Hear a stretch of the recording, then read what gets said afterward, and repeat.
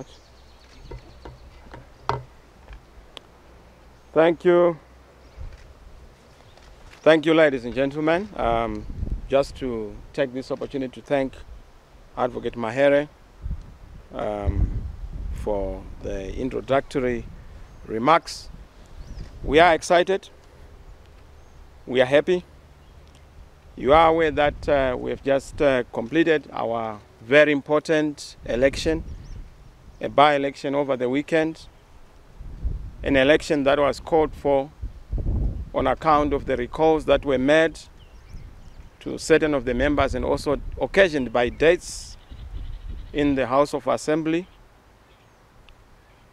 You saw that the election came at a time when we were still very, very young. We are only 2 months old, the yellow baby. But guess what? We have managed to defeat a party formed in 1963, another one formed in 1999, and what we have now is 19 seats out of the contested 28. A resounding victory, an emphatic and landslide show by the citizens of Zimbabwe. We want to thank all the citizens who have shown us that from nothing, we are now at number 19. Had it not been for rigging and other shenanigans that we saw, particularly in the countryside, would be talking of almost 26 out of 28. But tell you what, the citizens are very clear. They've made a bold statement, and that statement is that they believe in the CCC, the Citizen Coalition for Change. There is a new kid on the block. It's a new game. This is our first victory, our first election, and we've done so well. I've heard some people saying that, no, you retained your seats. We had no seats. We're on zero. We are starting afresh. ZANU-PF and Mr. Mnangagwa took the seats we had in 2018 and gave them to MDC Alliance. MDC Alliance did not win any seat. ZANU-PF, I'm not so sure if they won anything, but what we know is that we are now on number 19. And we are on this march to a 2/3 majority in Parliament come 2023. Citizens have done very well. And we thank a lot of people who worked from no resource, from nothing, but the citizens. Citizens, we want to thank you. You did it. We have done it countrywide. We are now standing on the municipal elections, over 75 councillors out of the 120 that were contested for. That's not a mean achievement. We have done very well, and we're excited. Against all odds, you know that we had a lot of challenges. There was violence. We even lost one of our members, Mboneni Ncube. Some of our supporters were beaten. Mazibaba is a case in point, arrested. And many others were injured in Harare, in Kwekwe, and in the various parts of our country. One of our candidates in Mashonaland and Central, their homestead destroyed. We had problems with the Zimbabwe Electoral Commission around the issue of the voters' roll. We still have those problems. Yes, we have had a landslide, but that does not move away from the fact that the elections in this country need fundamental reforms around the voters' roll, the credibility of the voters' roll, around the issues of making sure that results are managed in a better way, polling stations are not subjected to the violence, intimidation that we have seen. ZANU-PF people do not believe in a free vote. They do not believe in the liberation agenda. They do not believe that citizens have the right to demonstrate their will and express themselves in a free and fair election. That's why they are abusing our traditional leaders. We had a case in Mtasa and other rural areas. On the farming areas, people are told that if you exercise your right to vote, you are inviting hazard, risk, and loss of life. That's not what the liberation struggle was for. It was one man, one woman, one vote. And that is what we would want to see. People must be allowed and be permitted to vote for a part of their choice. Had that happened, we're going to have a 100% victory. Because citizens are ready for change.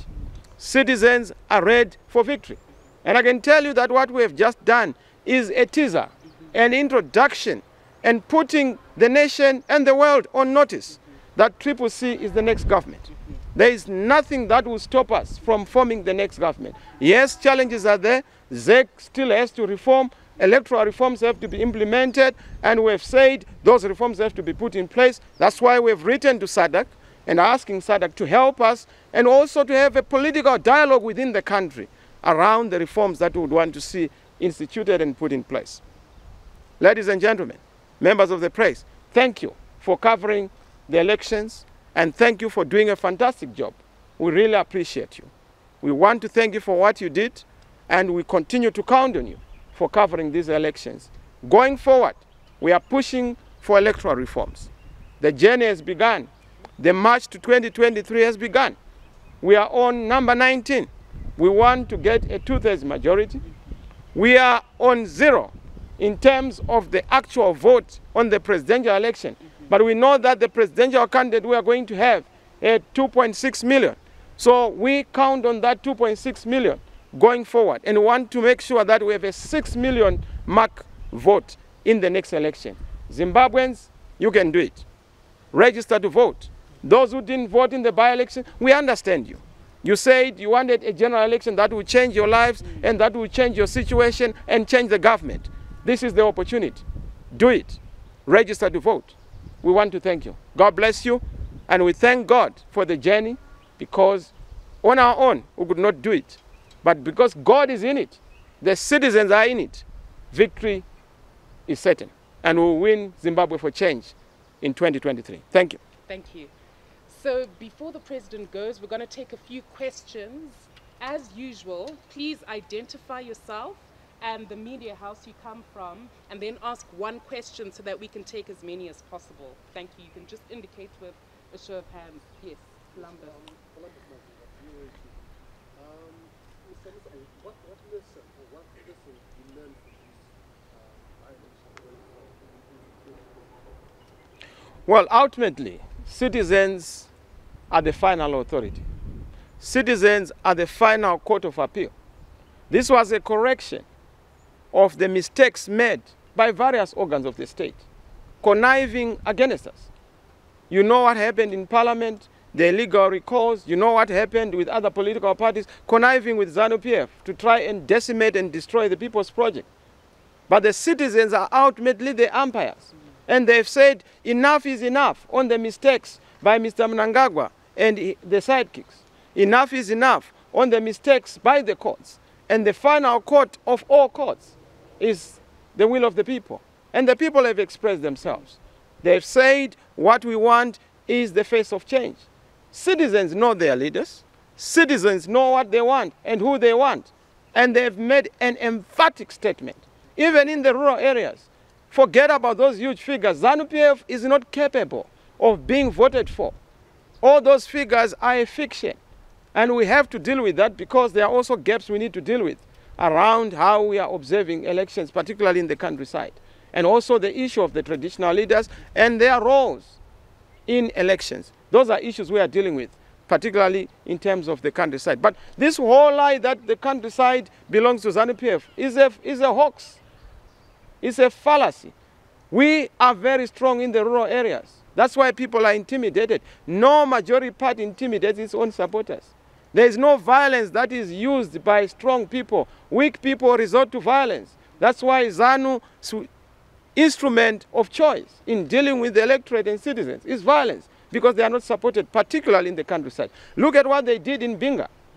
Bicycles, balls. Yes, there's nothing wrong in distributing food. But people are not only carrying stomachs during election time. Remember them all the time. Don't go to them during the by-election. Balls are not only necessary during elections. They need water all the time. That's why we are saying enough is enough. And with all that, all the things they did in St. Mary's and all the constituencies, they did not make it. Thank you. Yes, sir? If I can secure this view, I want clarity from you, Mr. Chamisa. When you say that you have issues with ZEC and you have engaged ZEC, What form of engagement are you talking about? Because on Friday, when we asked if there were any queries, any complaints from any political players, both the chief elections officer and Commissioner Mangwana said that they did not receive any form of complaint from any political player except from Linda Makarena.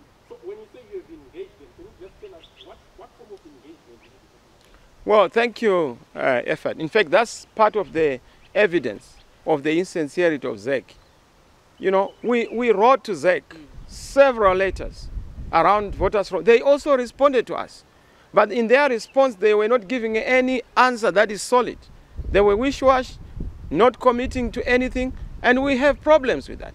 So the fact that they would want to misrepresent even to you as a journalist is a fundamental issue that marks and demonstrates insincerity on their part. ZEC were supposed to pass various tests, one of which is sincerity. Another one is integrity, the honorable conduct of the Zimbabwe Electoral Commission. We have not seen that. They were supposed to also pass the constitutional test in terms of following the Constitution on all the requirements. Look at the complaints we had around the ballot paper itself, how the pictures appeared and how our logo appeared. You can see that there is tomfoolery. You can see that there is deliberate mischief on the part of ZEC. And these are the issues we have put on record. The issue of the voters' roll, the issue of our campaigns being disrupted by the police, as is required by the law. But there hasn't been any good news from ZEC. People have had their names being moved from one constituency to another. Numerous complaints around people being unilaterally and illegally shifted from one polling station to another. It's a big issue that we are going to even raise. They know our complaints. They know that we continue to raise them. And we will continue to raise those because ZEC is our constitutional body. It is our collective referee. We cannot allow them to choose one side or to be biased because they are required by the Constitution. And they have to pass that constitutionality test. Right. Is there a woman? Yes, ma'am. You've spoken about drinking in the capital. Do you have particular issues, particular constituencies with this particular example? Very particular examples, Rutendo, we have Mutasa, Ruimbo, we have Mutasa constituents. There was a by-election there, a ward. And there's evidence to that effect. Our local member of parliament, Sarwaka, even raised it with the police. It's on record. We even went to the police to report what was happening. The whole village being asked to claim that they cannot write, they cannot read, you know. And the chief was there, the local village head was there, looking at people. People know that when they make their choice, they are going to then lose their peace. So we can't have an election. Each election, people lose their lives, people lose their freedoms, people lose their peace. That's not the essence of elections. Just one case in point. We have cases of Mutasa South, you know, where Regai Tsunga was a candidate. The farming areas there, almost a big problem. Mwenezi is a case in point. Chivi. But we have an answer to that.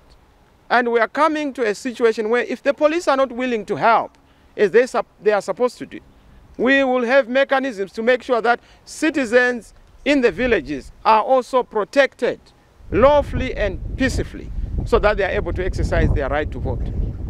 Thank you. I just wanted to find out there are seats that have been regarded as safe for the opposition in urban areas.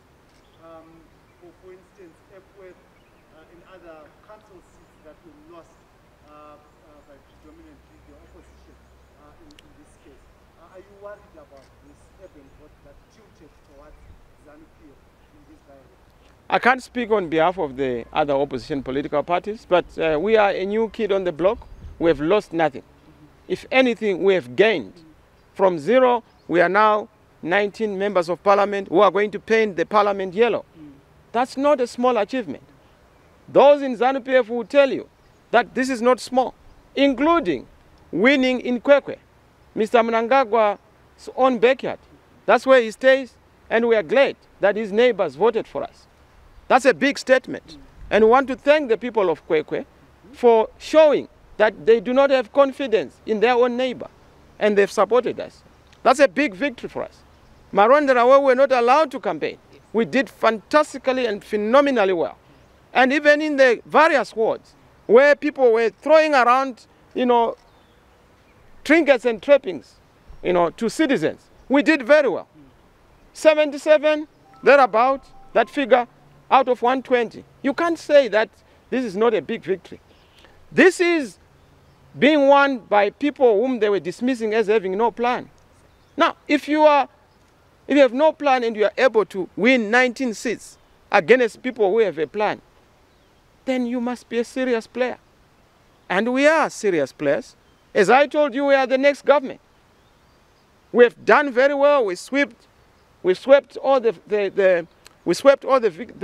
seats that are in Bulawayo, all the seats that are in Masvingo, all the seats in Harare, except of course 1 or 2, where we have just loaned, on account of our magnanimity. Because democracy is that you must also allow others, to feel the fairness of competition. And we are okay with that.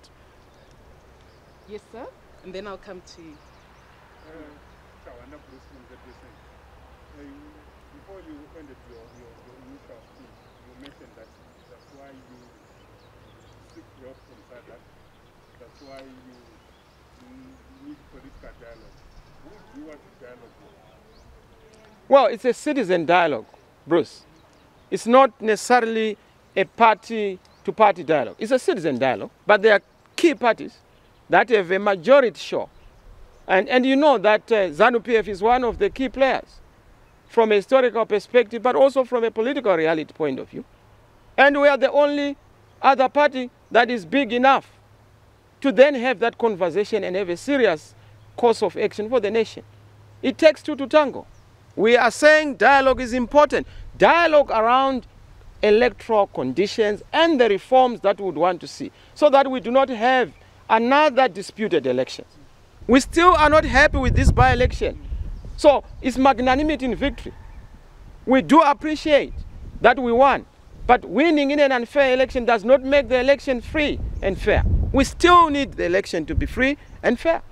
So even in victory, there has to be dialogue, a pre-election, post-election pact, an agreement on the nature and character of an election that we are going to have, so that we agree on what happens to those who are going to win, what happens to those who are also going to help the winners, those who do not make it.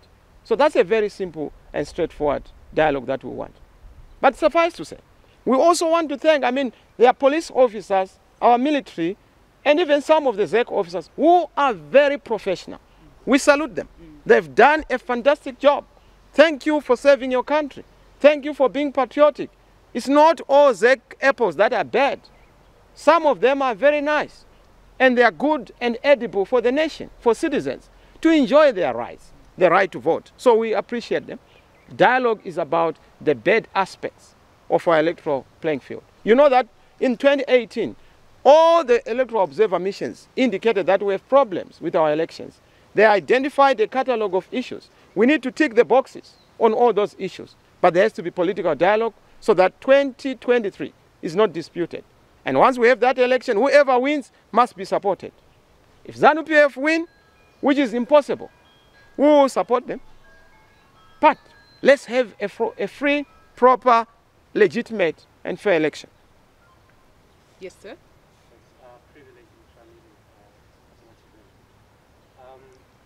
First is on the voter turnout for the weekend election. Some analysts have said that this was more or less like a teaser for what is to come in 2023. How are you going to ensure that you mobilize people to vote as political actors?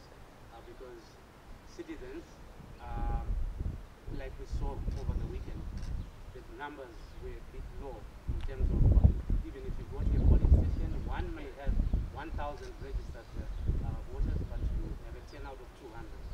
And then going forward, CCC was working from January without leadership, elected leaders.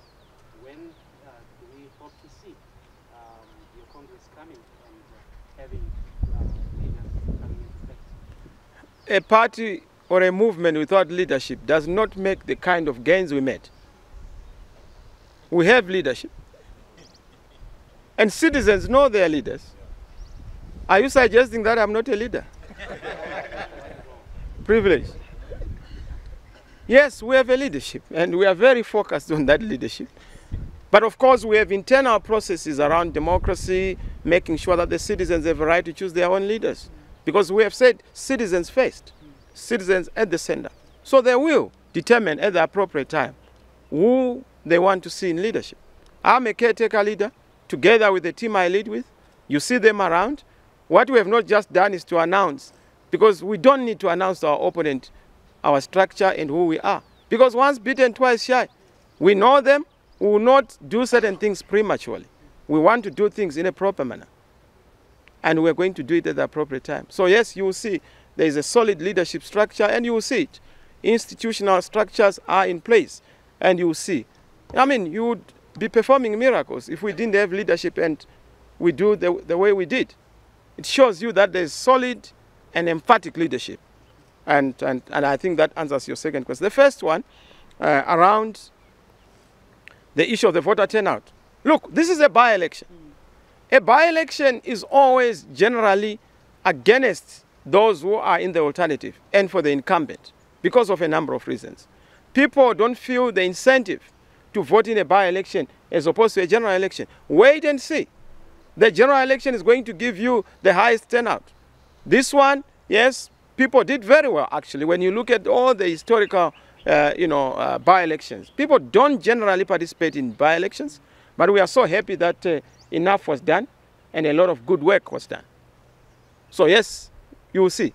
And we are doing everything to make sure that when the by-election comes, we do very well. In fact, we've been asking all our supporters to tell us, they say, look, general election, yes, because we can change a government, because we can change a leadership, because we can change our lives.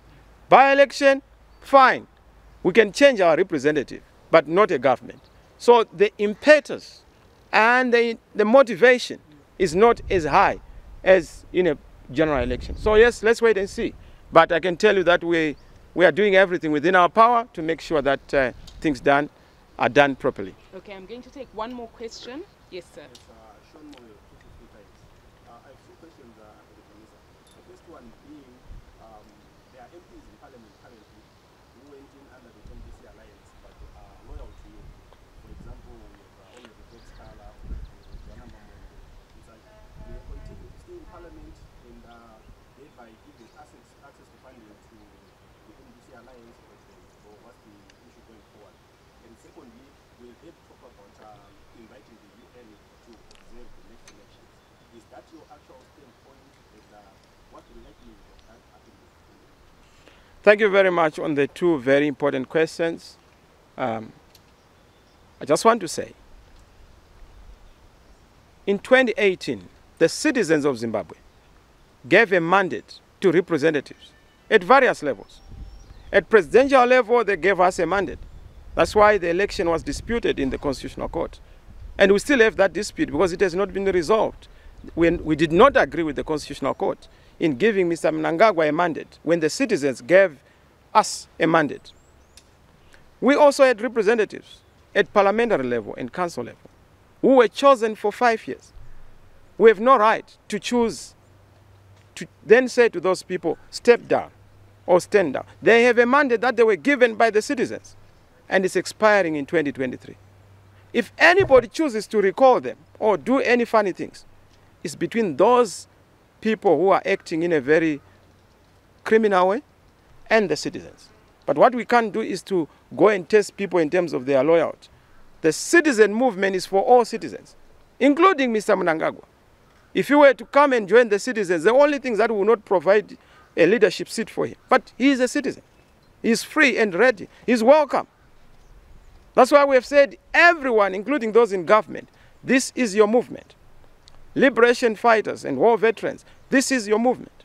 It's a movement for all the citizens. So yes, they are in parliament. We are not going to go there and say, if you are going to be MDC, you are going. That's not our business. Our business is that we now have 19 members of parliament. those we can account for. Those who are under the citizen banner, under another different party, is their right as citizens. And we're not going to tamper with that. So we will not delve into those matters. Then, of course, the issue of the United Nations.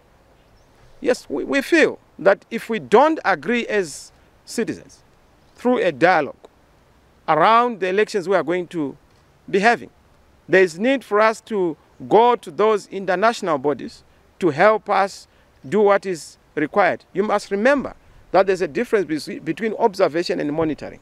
So we are exploring those different options in the context of inviting the UN. You know, it's not a ZANU-PF affair, it's a national affair. ZANU-PF represents just a portion of the population. We represent the greater part.